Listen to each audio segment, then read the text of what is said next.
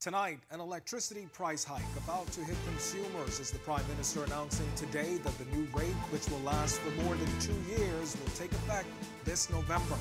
Find out just how much you'll have to pay. Plus, charged up consumers react to the already high cost of power supplies as they brace for another hit on their pocketbooks. What experts and union officials are saying about the increase now just weeks away. Also, teachers taking their gripes from the senior administrator all the way to the office of the Prime Minister. Members of the Bahamas Union of Teachers insisting that the principal at Thelma Gibson Primary School has got to go. And then at 7:30, a rape charge landing a 20-year-old man in prison today. We've got details from today's court arraignment as prosecutors say the man allegedly committed the crime when he was just a teen. Our news at 7 starts now.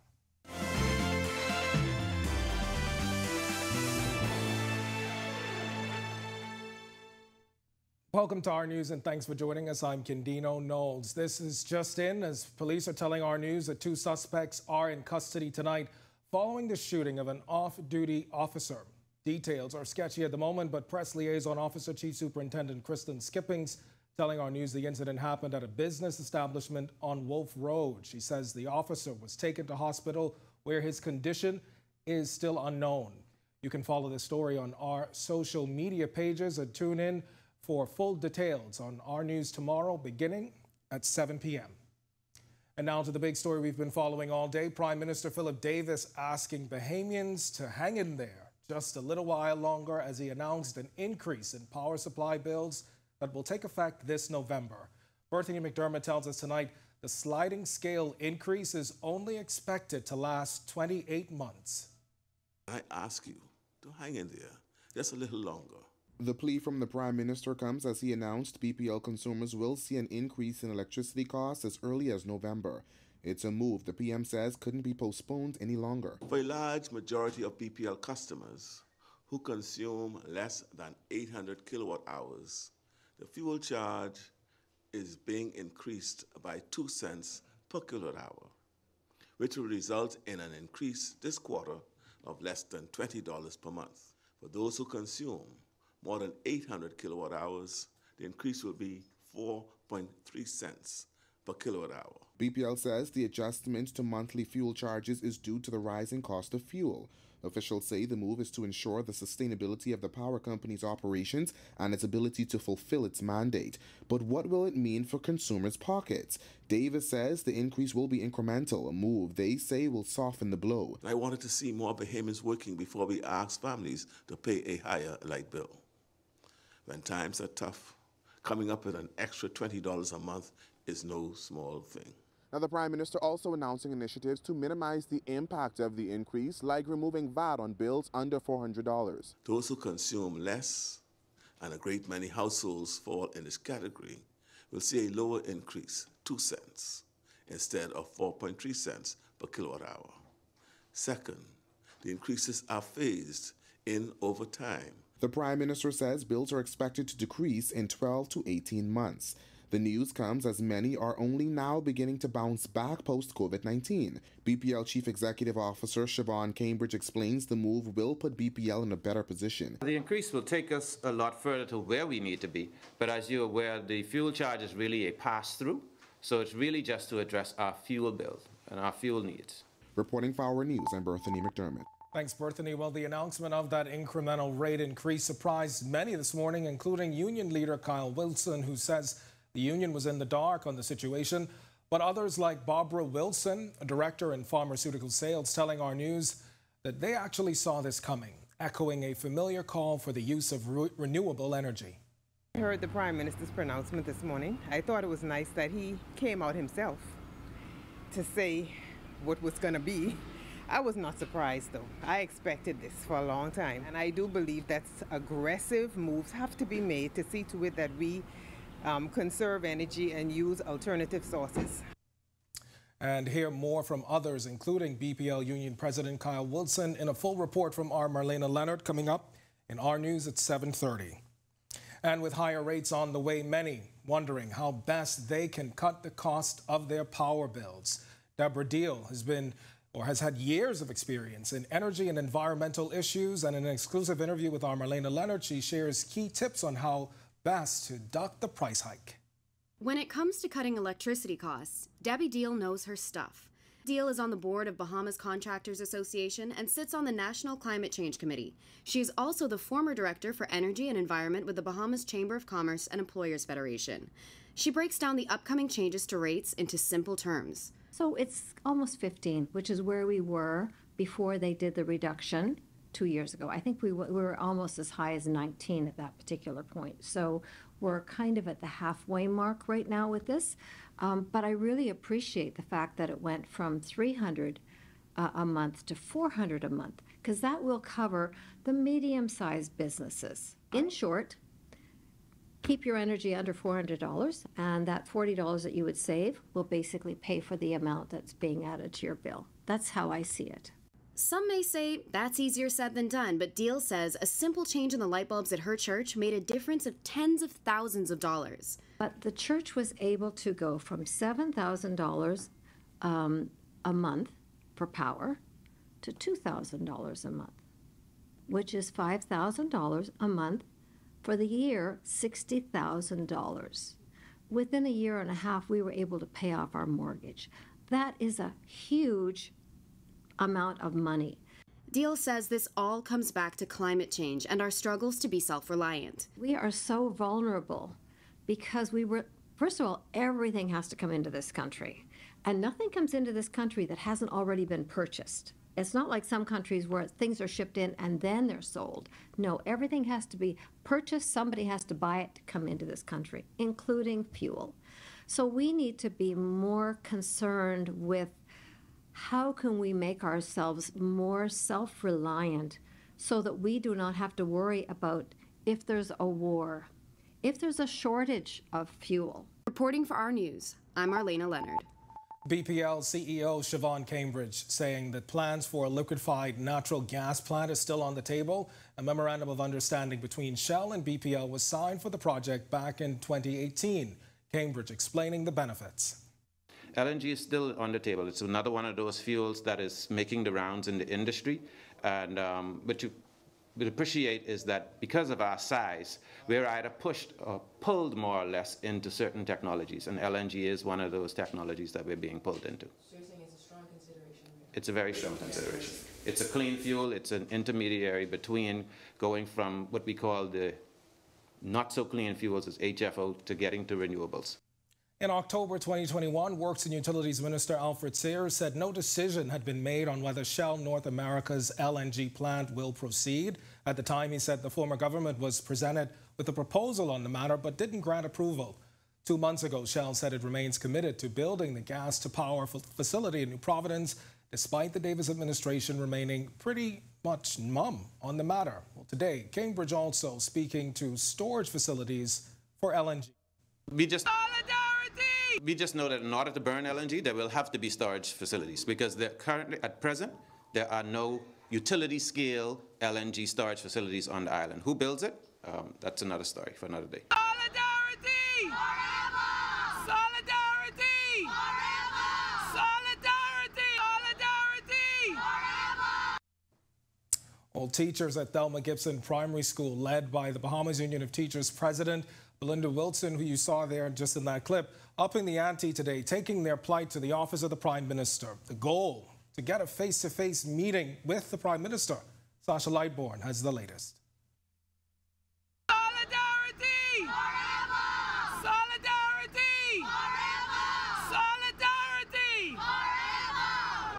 Holding placards in protest of their principal, dozens of teachers from the Thelma Gibson Primary School staging a silent protest.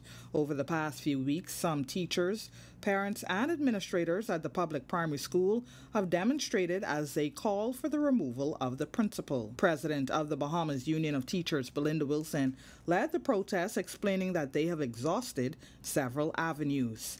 Well, we stand there in solidarity this morning, and we call upon the Prime Minister to cause the Ministry of Education, the Department of Education, to do their due diligence and have Mrs. Daxon removed for the public interest. Simply put, Wilson says enough is enough. When teachers want to go to lunch, it's an issue.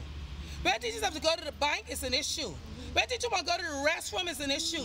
Teachers are not robots. They are human beings, and they have rights. And what if the matter is not resolved? But we'll use every avenue that we have, whether it's industrial or legal. Wilson then went back into the building. Minutes later, she returned and gave this update. I've spoken to the personnel inside, inclusive of the Defense Force officer. He's confirmed that the message that I sent that we wanted to meet with the Prime Minister was relayed to his secretary. He's started cabinet already, so we've arranged that I'll call later to see if he can give us a time for later today. Our News was able to speak to the Ministry of Education's permanent secretary, Lorraine Ambrister, who said the Labour director is currently addressing the matter and he will determine the way forward. Reporting for Our News, I'm Sasha Lightbourne. Thanks, Sasha. And ahead of that protest this morning, it was revealed that Education Director Marcellus Taylor will demit office on October 10th. The announcement made by the Ministry of Education this morning in a statement saying Taylor will now take up an advisory role in government.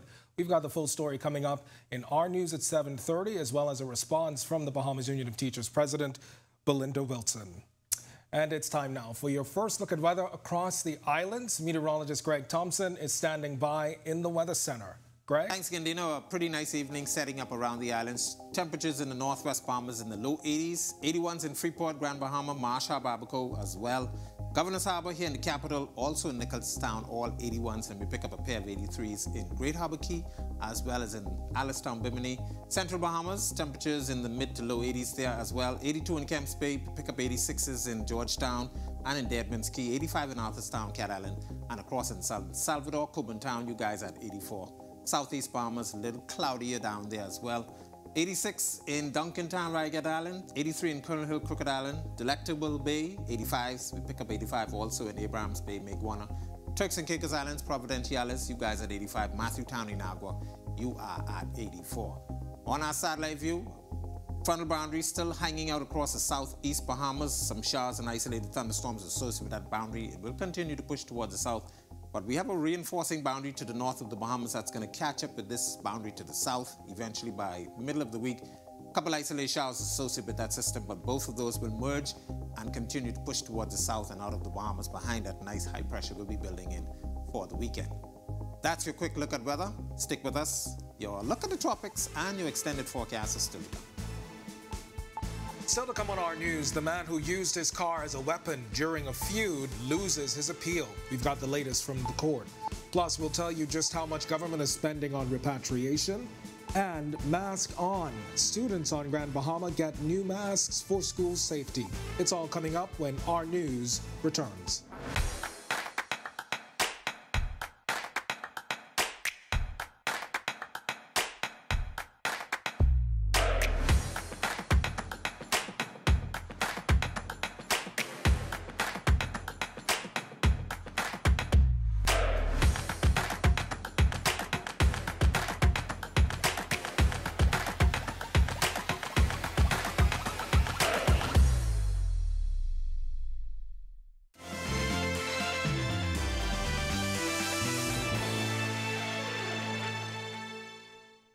The Court of Appeal rejecting the appeal of a man who used his vehicle as a weapon.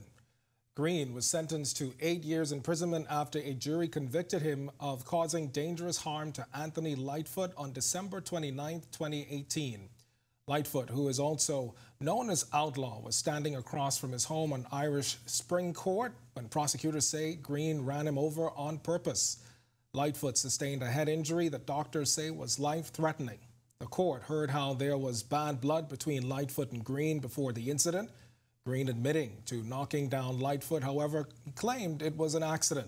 Green was initially charged with attempted murder, however, he was acquitted of the charge and found guilty of the lesser charge of causing dangerous harm following a trial in 2019. Well, government maintains that there is no immigration crisis. This as the immigration minister is revealing just how much the Davis administration has spent on migrant repatriations and a breakdown of how many migrants have been deported so far. Berthany McDermott has the details. Millions of dollars are spent annually on migrant repatriations, according to Immigration Minister Keith Bell. As of August, Bell says 2,443 migrants were deported. The government spends millions of dollars annually, yes. And what happens is you appreciate, because we don't know when we're going to have an influx. And so you can never really budget for that. But whenever the need arises, if we need to obtain more money, then we go to the Ministry of Finance, and that's what we've done through our contingency funding. In January, 335 migrants were deported, 228 in February, 641 in March, 420 in April, 332 in May, 120 in June, 106 in July, and 201 in August.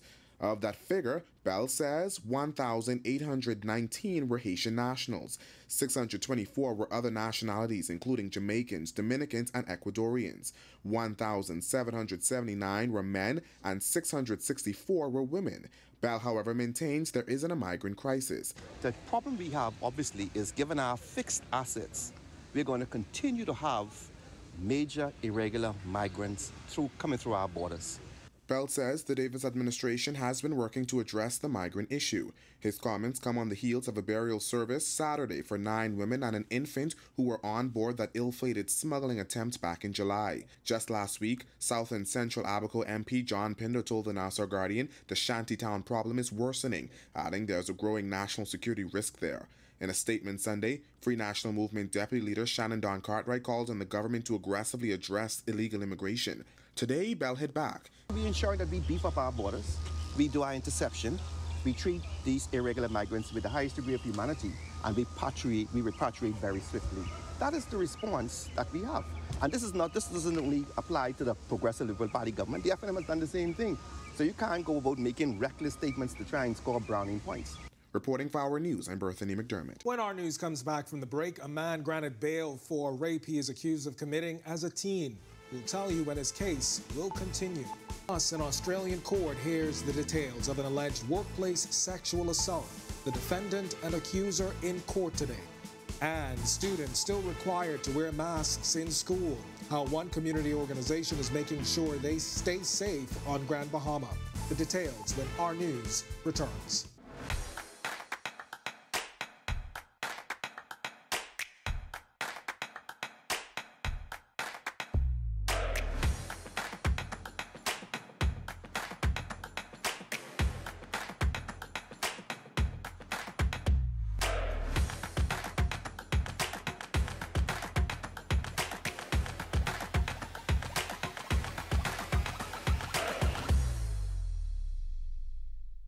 This is Our News. Welcome back. We turn our attention to world news now as Russian President Vladimir Putin taking a major step towards shoring up his position in the war with Ukraine.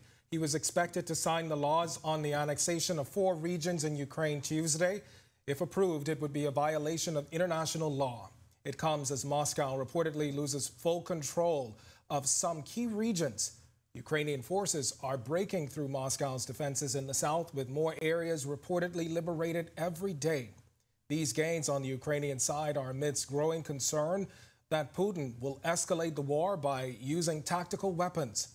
Among the possible U.S. responses is tougher sanctions. U.S. Secretary of State Antony Blinken. We and many other countries have already been crystal clear. We will not, indeed we will never, recognize the annexation of Ukrainian territory by Russia.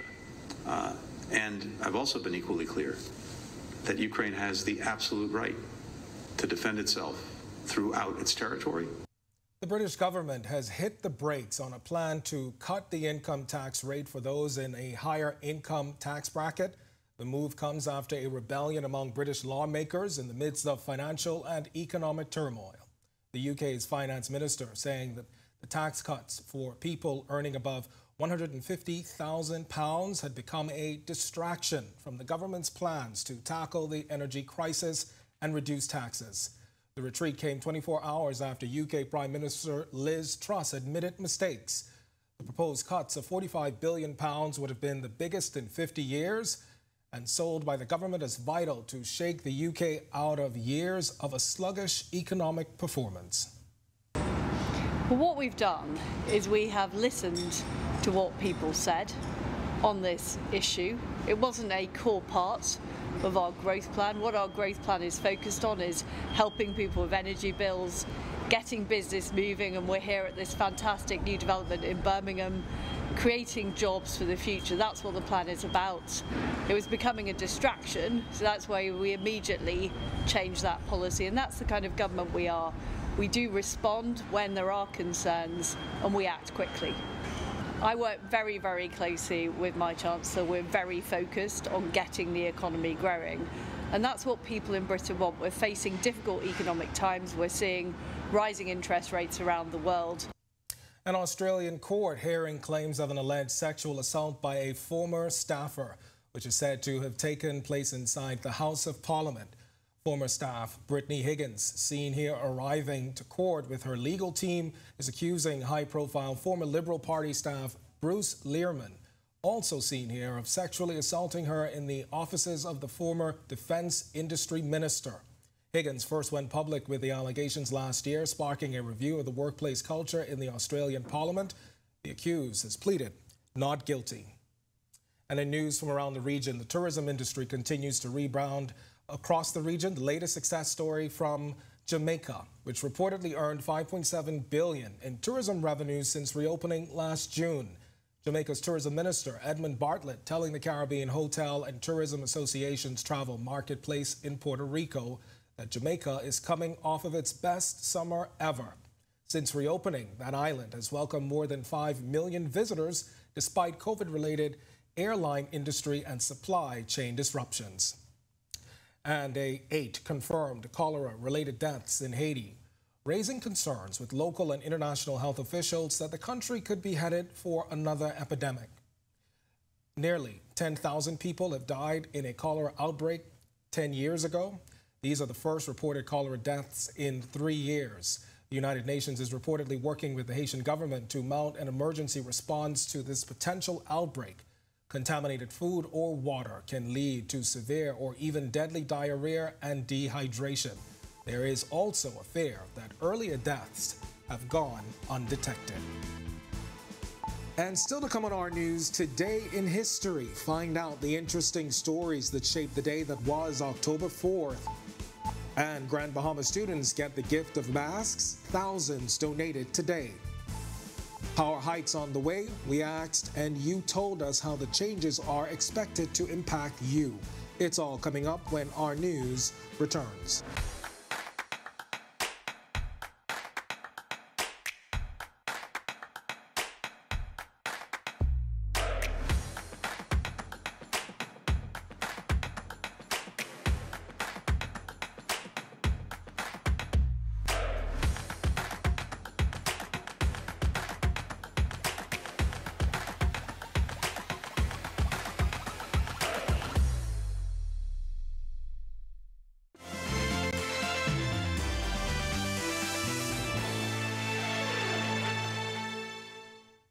You're watching our news. Thanks for staying with us. Some interesting facts to note about today in history. In 1957, the Soviet Union became the first nation in space, launching the Sputnik 1 satellite into orbit 500 miles above the Earth.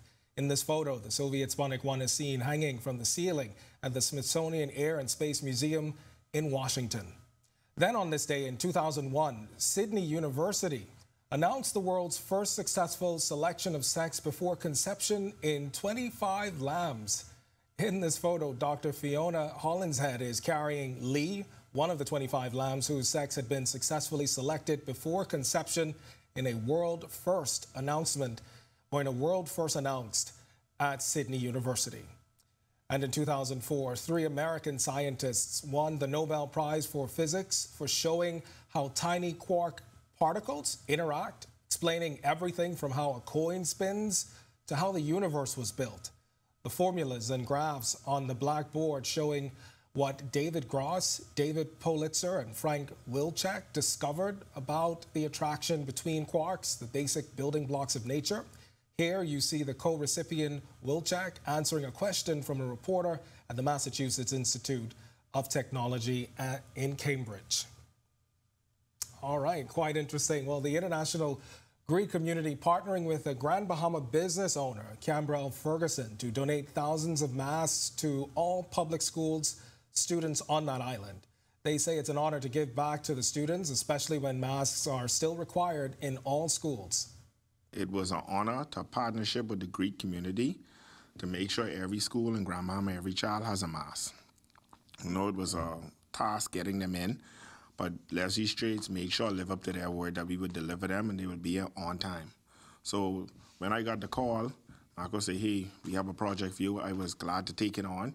The school kids are tired of wearing the cloth masks, so I think it's just fitting that we go down to these KN95 masks. For the Ministry of Education, Ivan Butler says the donation will go a long way. And this is just an example of young men reaching back into the community and giving back. We know the protocols have been lifted for mask wearing in the community, but we are still enforcing the mask mandate in our schools, and these masks will go a long way in servicing many of our students. We still have students that are coming to school without masks, and so this ensures that our students are protected, our teachers, and our support staff. All right, and to get another look at that story and all of today's top stories, visit rnews.bs. That does it for us in Our News at 7. I'm Kendino Knowles. Italia Hall is standing by in studio with the latest headlines. Italia? Yes, Kendino, that BPL price hike announced by Prime Minister Philip Davis today causing quite a stir among consumers bracing for that November increase. Electricity rates expected to increase next month. What you need to know so you won't be left in the dark. Plus, we'll tell you why residents are charged up over power rate hikes. Plus, a brazen daylight shooting, a bus driver shot dead in front of passengers. And later, the Director of Education set to demit office after many years of service. Our News at 7:30 starts in 2 minutes.